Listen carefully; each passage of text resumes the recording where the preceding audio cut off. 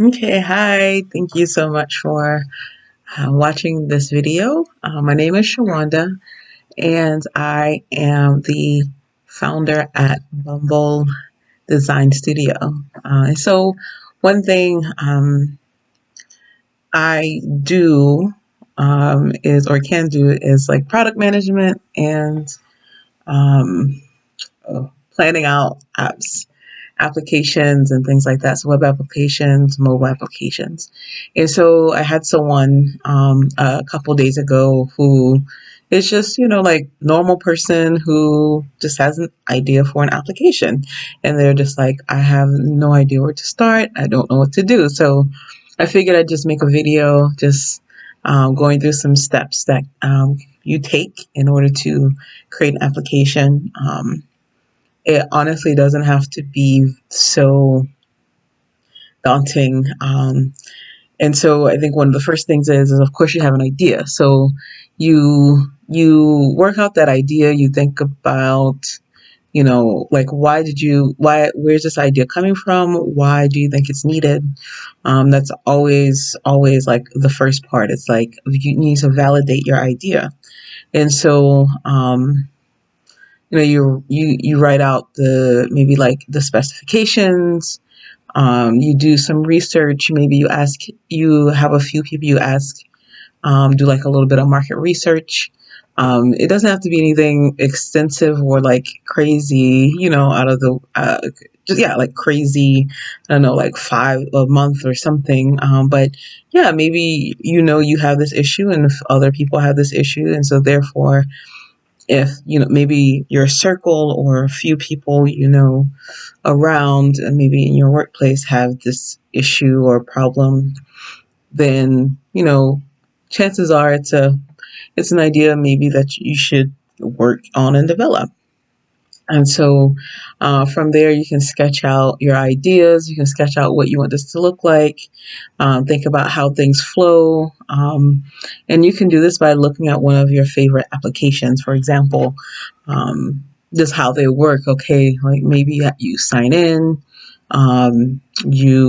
whatever it is, you have a search function, you have um, maybe some kind of like file saving directory information, all those things. So yeah, just think about that and how you want this thing to flow, and then or I guess the terminology is the architecture, right?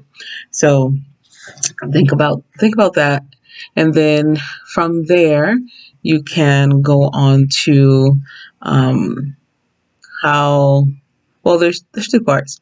So there's the how this thing should function, so and how this thing should look, and I think how this thing should look can help you understand how this thing should function.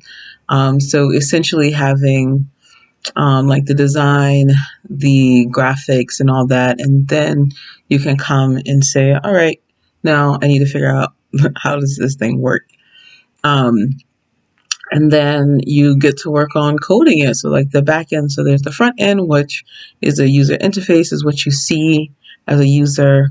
Um, like I'm using a camera function, a camera application on my computer, and so I see record, I see take picture. So yeah, minimize anyway. So like that can be part of it, and then you go and say, all right, on the back end, you say, okay, now it needs to work like this, and this.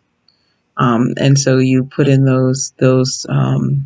you put in that code in order for those things to work. And then you move on to testing. And so you can go maybe back to those same users, or you can find other people to test your application. Some people um, would like NDA signed, so non-disclosure agreements, because they want to keep their, ideas under wrap, and that's a possibility for sure. And then yeah, so you test, and then from the testing, you can debug, you can revise, you can make things better.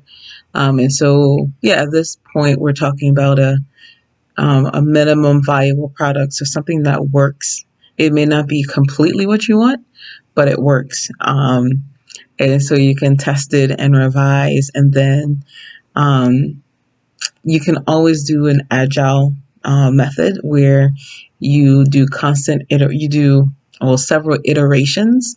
So maybe you at the stage of building, so when you're planning to do development stage, you can decide, okay, I want to have the minimum functionality. I want to make sure it does 1, 2, 3, and 4. And then you're like, okay, 5, 6 aren't that important right now. That'll be on the next iteration. So essentially, you want to launch as fast as possible. And I guess it's, launch and fail fast, as you may hear. But yeah, that's the idea. You essentially want to make sure you build, test, debug, revise, and then you can submit your idea, submit your application. What's your idea in application form, of course. You submit your application to different app stores. Of course, the popular ones, or whatever. You can have a website where people can download your application. But I think it's often easier when people use Google Play, or they use clearly I don't was yeah. Clearly I don't use Apple enough, but like the Apple Store, or yeah. So you can definitely use those two, and yeah, I mean, you can have things like a landing page for your application. Nothing complicated. Just, this is our app. This is what it does. If you want to have information about the team, you can. You don't have to.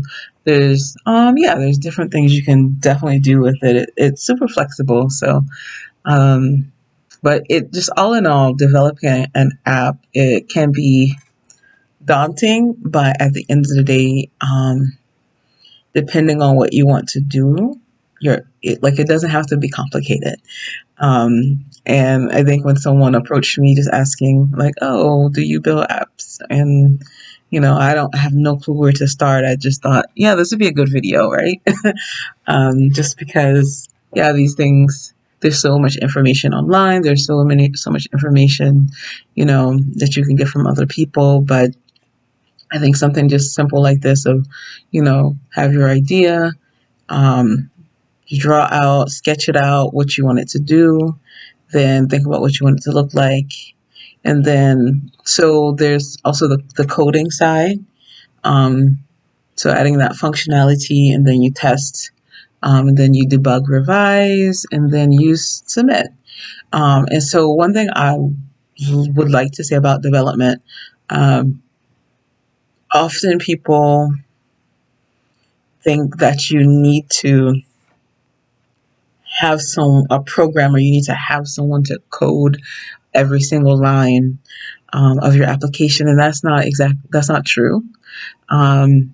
There are no code development platforms that are available out here in the world, where you can, essentially it's drag and drop. So there's options for no code if you're just like, okay, I want a simple application for people to use, like at my work, at my company. And so you can do something like that. There are some more complicated options too. And so, yeah, you can use that and not really have a need for someone who knows how to code. Maybe someone who's tech savvy, more tech savvy than you are. Obviously, that's would help 100%. But yeah, it's like no code is an option these days, and depending on your application. And so, yeah. But yeah, those are my thoughts, my ideas. If you have any questions, definitely send me a message. You can share this video with others. Whatever else, if you need some help, just let me know, and reach out. All right. Thank you so much. Have a great day. Until next time, take care of yourself.